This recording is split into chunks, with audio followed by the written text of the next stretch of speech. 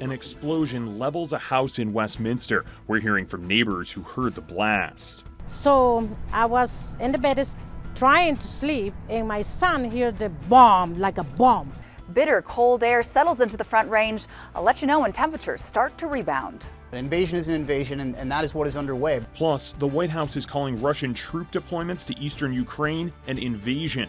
Now the Biden administration is ready to announce new sanctions against Russia. You are already seeing the beginning of our response that we have said will be swift and severe.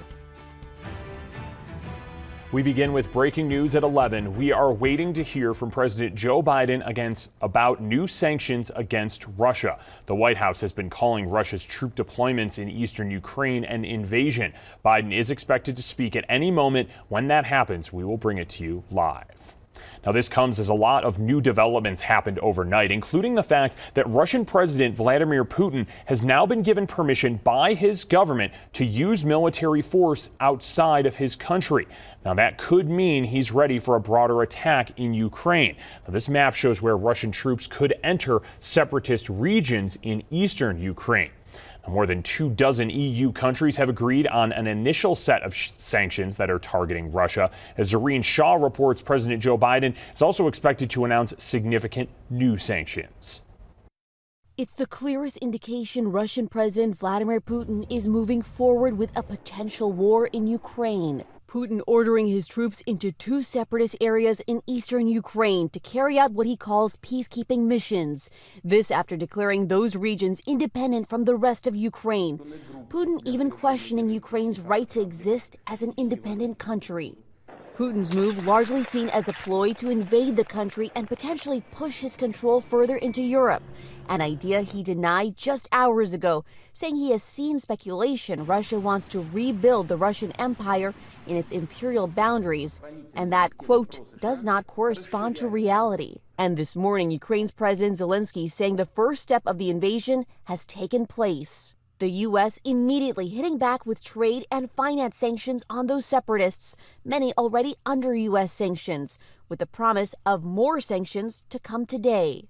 Germany taking a major step against Russia, stopping the certification of the Nord Stream 2 pipeline from Russia. The UN Security Council holding a rare late-night emergency meeting saying Putin's actions violate international law. We must meet the moment, and we must not look away.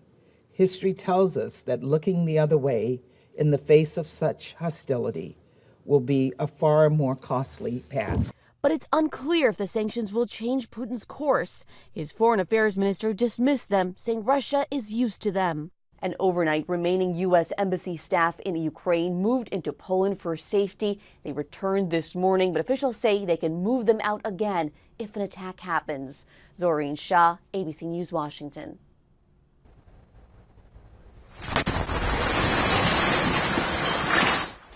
Home surveillance video shakes and shows debris from a nearby house explosion. This happened early this morning in Westminster. The house was destroyed. 2 others were damaged. Denver 7's Veronica Acosta has been at that scene all morning. She joins us live now with a look at all that damage behind you, Veronica.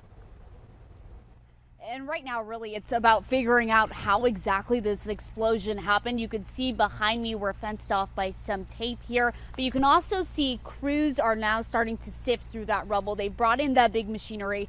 And something we mentioned earlier this morning is how at no point did we see a fire. At no point was there a fire. None of those items that are sprawled out against there are burned. It's all just kind of thrown across the place there. And that really shows the impact of what happened. If we just move a tiny bit up, you can see some of those items, things like boxes, bags, cardboard, different items, even insulation flew up into this tree.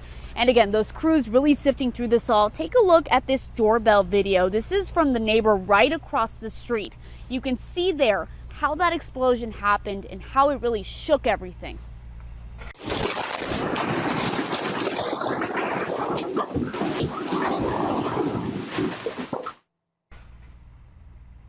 Blaine Leishman sent that video over to us this morning. He was asleep. He was woken up by that explosion. He told us it sounded like a car crashed into his home or a neighbor's home. Listen to what he says he saw once he got out of bed. Oh man, like all the paintings and everything were knocked down. I had a bunch of stuff on my nightstand that was all knocked over. We have like a bunch of drywall that's pushed in and like nails are poking out of the ceiling and stuff like that. We only have one window broken, so I mean that's pretty awesome, especially on a cold day like this. And Jason, you mentioned it. Those two neighboring homes, they have some pretty significant damage. A lot of those people, they had to be evacuated from their homes. Those windows are boarded up this morning. Blaine's home, which is right across the street from where the explosion happened, he has bricks scattered all across the place. So this area now taped off by this tape as these investigators try to figure out what exactly happened here. We don't know the cause of the explosion just yet, but we did look up those property records. The home was in foreclosure. It was supposed to go up in auction in December, but for some reason that didn't happen. Of course, we'll keep you updated throughout the day. You can continue to check our website. That's over at thedenverchannel.com for any updates. We're live in Westminster this morning. I'm Veronica Acosta, Denver 7. Quite the scary morning. Thank you, Veronica. Now, the other story that we're following, a major temperature drop across the Front Range. This is a look at current wind chills out there. Plenty of areas below zero, some pretty far below zero. Katie LaSalle joins us now. Katie, these frigid temperatures, they're not just going to be sticking around. They're going to be sticking around for a while. For the next several days, Jason. Yes, we woke up to -3 as our low out at the airport. We're still only at 4 degrees, both downtown and at the airport. But you combine that with gusty winds over the northeastern plains. Places like Sterling feel like it is 23 below zero. Negative readings for those wind chill values all across the eastern half of the state. A little bit milder but heavier snow for the high country. So a lot of advisories in place with this storm system, and cold front wind chill advisory will remain until at least tomorrow midday. That includes Lyman, Greeley, Fort Collins over the northeastern plains. Dangerous conditions in terms of the potential for seeing frostbite and being exposed to the cold for too long. Now, winter storm warnings west of the divide encompass many of our mountains, and we could be seeing high avalanche danger and the potential for over a foot of snow accumulating above 10,000 feet in spots. We could even break the record low max today, which is 13. We'll talk more about a gradual warm up by the end of the week coming up. All right, Katie, thank you. The Salvation Army's Crossroads Center is expanding capacity this week, so Denver's homeless have a warm place to go.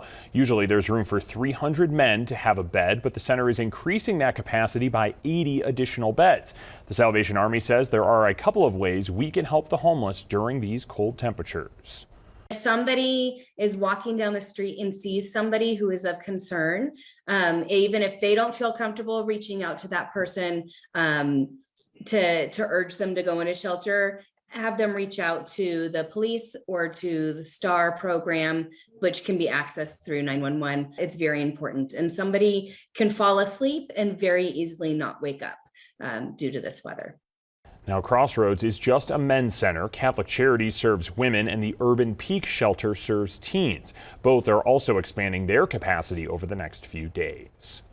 Well, Fort Collins is activating its emergency weather shelter plan through Thursday. There are 2 overnight shelters. The one at Catholic Charities on Linden Center Drive is for women and families. The other at Fort Collins Rescue Mission on Jefferson Street is for men. There's a lottery for beds around 3 p.m. each day.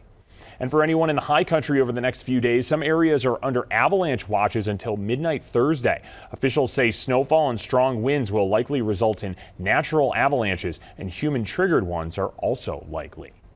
And remember, you can get updated forecasts anytime that you want by downloading our free Denver 7 Plus app. We have interactive radar, a 10-day forecast, and a 24/7 weather live stream. You can find it on your Roku, Amazon Fire, Apple TV, or Android. Family and friends are remembering 5 people killed from a deadly dose of fentanyl. They were found dead in a Commerce City apartment over the weekend. Dan Marquez says his son, Sam, was one of the people who died. He also lost a daughter-in-law and a son-in-law.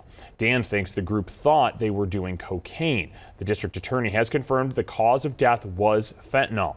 And most of the time, people don't know that's what they're taking. Marquez wants to make sure the people he loved are remembered and not overshadowed by the drug that led to their deaths. Sam, he's a good guy. He's 24, loved his job, always talking about his job, talking about his new daughter. He loved his daughter. Said, that's the new love of my life. His newborn granddaughter was in a bedroom of the apartment at the time. Another woman also survived. Now, for perspective, this is how small a deadly dose of fentanyl is. It's the amount next to that penny on the bottom right there of your screen. Fentanyl is a synthetic opioid commonly used after surgeries to treat severe pain. The DEA estimates it's 100 times more powerful than morphine. Taking a closer look, the state health department recorded more than 1,600 overdose deaths in 2021.